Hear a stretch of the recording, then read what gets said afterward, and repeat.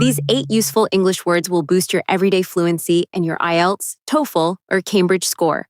And you won't just memorize them. You'll meet each one inside the story, feel what it means, then prove you caught it. That's how your brain keeps them for good. May found the treasure map at the bottom of a dusty box, and by the end of that summer day, it had led her to a secret her own mother had been keeping for 30 years. It was hand-drawn, tattered, and marked with a single red X. It began with rain and boredom.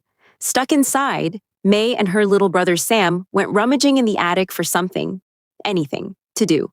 Under a pile of old curtains, May's hand closed on a roll of yellowed paper. She unrolled it, and her heart jumped.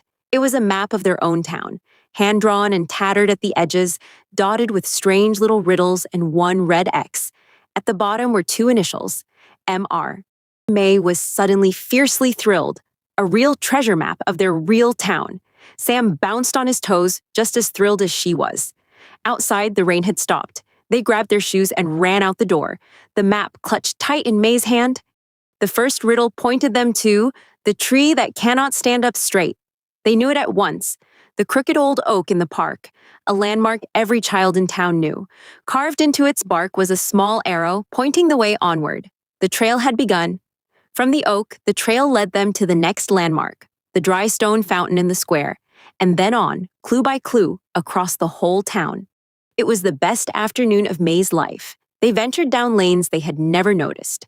Behind the old mill, through a gap in a hedge, along the river path. Each riddle was a small, clever puzzle, and each answer sent them somewhere new. They ventured into half the hidden corners of their town that they had never dared to explore before. By late afternoon, hot and breathless, they reached the final clue. Sam read it aloud, shrieking with glee. "The treasure waits where you began. Go home and dig beneath the apple tree. Home." The X had been their own back garden all along. They ran the whole way laughing, dizzy with glee. Behind their house stood an old apple tree, and beneath it the earth was soft and dark. They dug with a trowel and their bare hands, scrabbling in the dirt, until May's fingers struck something hard. Slowly and very carefully, they unearthed a rusted old biscuit tin, sealed tight with tape gone brown with age. Whatever the treasure was, they had unearthed it at last. Inside there was no gold. There were a handful of glass marbles, a tin badge shaped like a skull, a frayed friendship bracelet, and a small black and white photograph of a grinning, gap-toothed girl, perhaps 10 years old, holding up this very same map. May rummaged through the strange little treasures, her heart pounding.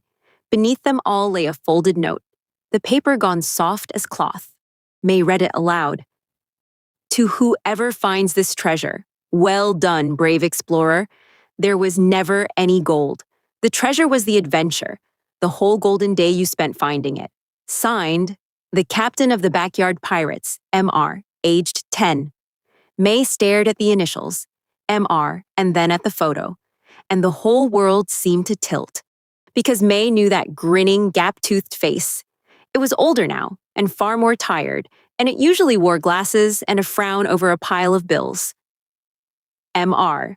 The girl in the photo, the pirate captain who had drawn this map and buried this tin 30 years ago, was their own mother, Maria Reyes. Their serious, busy, never-stops-working mom had once been a 10-year-old treasure hunter, right here in this very garden. They tore into the kitchen, muddy and wild, and pushed the tin and the photo into their mother's hands. Maria went very still. She picked up the little skull badge and the marbles and her own 30-year-old note, and her eyes filled slowly with tears. "I had completely forgotten," she whispered. "I made this. I buried this. I was going to dig it up the next summer, and then I suppose I just grew up." That evening, Maria didn't cook, and she did not worry about the bills. Instead, she took her children out into the long, golden light and showed them the secret den she had built behind the mill, and the wall she used to climb, and the exact spot where the best blackberries still grew. The greatest treasure the map had led them to was not in the tin at all. It was the laughing, adventurous girl their mother had once been, and who, that warm evening, came happily back to life. "Now, and did you catch all 8? Let's find out." An adjective meaning filled with sudden excitement and delight. Think of a child who has just been handed the present of their dreams. May felt exactly this the moment she unrolled the treasure map. Sam was just as what kind of as his sister to begin the great hunt.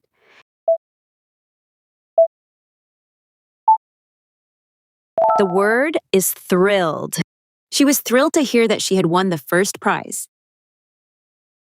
A noun for a path of marks, tracks, or clues that you follow.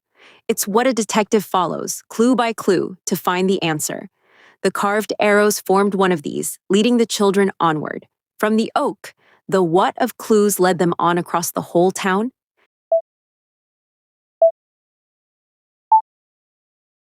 The word is trail. The hikers followed a narrow trail up through the dark forest.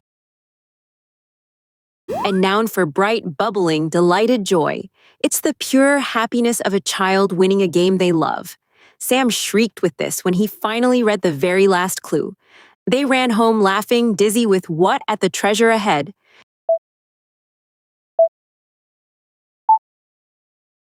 The word is glee. The crowd cheered with glee as the home team finally scored. A verb meaning to search messily by turning lots of things over. It's what you do in a junk drawer, hunting for the one thing you need. May and Sam did this in the attic and found the old map. They began to do what? Search messily, through the dusty boxes for something to do.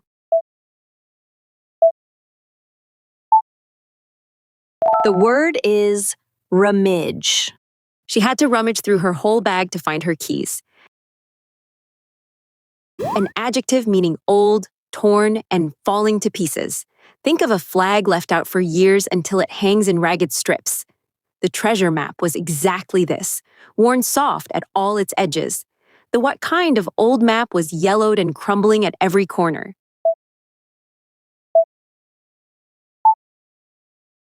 The word is tattered. He wore a tattered coat with holes worn right through the elbows. A noun for a well-known feature used to find your way. Think of a tall clock tower you used to steer back to the market. The crooked oak was one of these, known to every child in town. Each clue pointed to a different what, from the oak to the old fountain.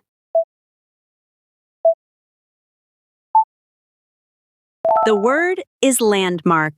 The lighthouse is the most famous landmark on this whole coast. A verb meaning to dig up, or to discover something hidden or lost. It's what an archaeologist does, lifting ancient bones from the ground. Beneath the apple tree, the children finally did this to the old tin. They dug with their bare hands to do what? Dig up the rusted, buried tin. The word is unearth. Builders may unearth Roman coins when they dig the new foundations. A verb meaning to dare to go somewhere new, unknown, or risky. It's what an explorer does, stepping bravely into uncharted jungle. Following the map, the children did this into corners they had never seen. They would do what? Dare to go, down strange lanes they had never dared to explore.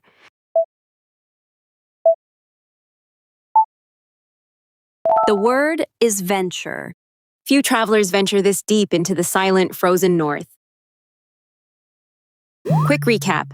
How many do you still remember? Thrilled. Trail. Glee. Rummage. Tattered. Landmark. Unearth. Venture.